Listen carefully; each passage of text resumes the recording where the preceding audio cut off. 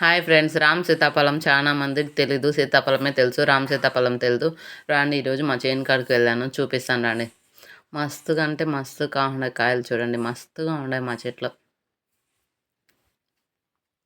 చిలుకలు అయితే చాలా తినేసినాయి, పైన ఉండే కాయలు కోయకుండా చిలుకలు తినేసినాయి. ఈడొక కాయ తినేసింది, చూపిస్తారండి. చూడండి పైన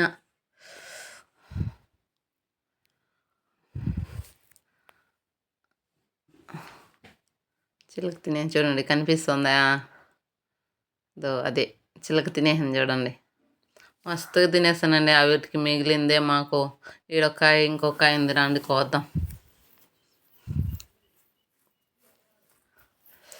ఇది కూడా చిలక కోరుకున్నది, కానీ కోద్దాం రండి, అందుతుంది. కనిపిస్తుందా? ఇదే ఇదే ఇదే కట్టెత్తుకొని కోసం భలే గట్టిగా ఉంటాయి. ఇటు కాడ మాత్రం సామాన్యంగా తెగ నేను యుద్ధమే చేసిన అవి కోసేదానికి. చూడండి, ఆ పెద్దకాయ కోయాలని చూస్తే చిన్నకాయ ఊడిపోతుంది.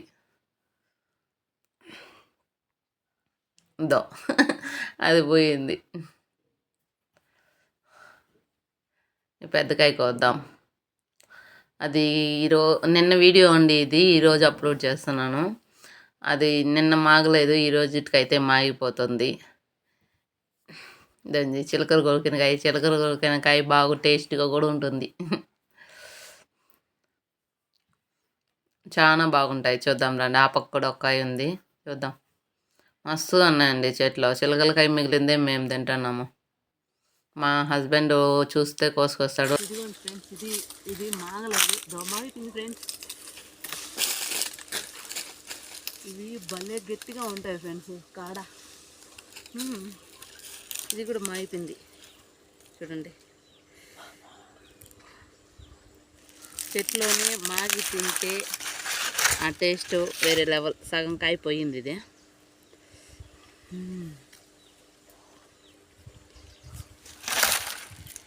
చూడండి ఫ్రెండ్స్,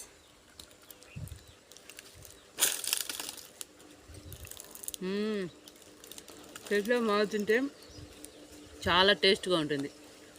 నాకైతే భలే నచ్చింది.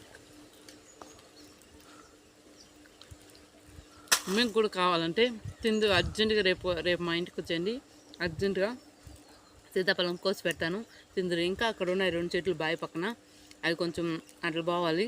వీటికి మనం ఓకేనా, సీతాఫలంకాయ ఎవరికైనా తినాలంటే మా ఇంటికి వచ్చి తినండి. Okay friends, bye.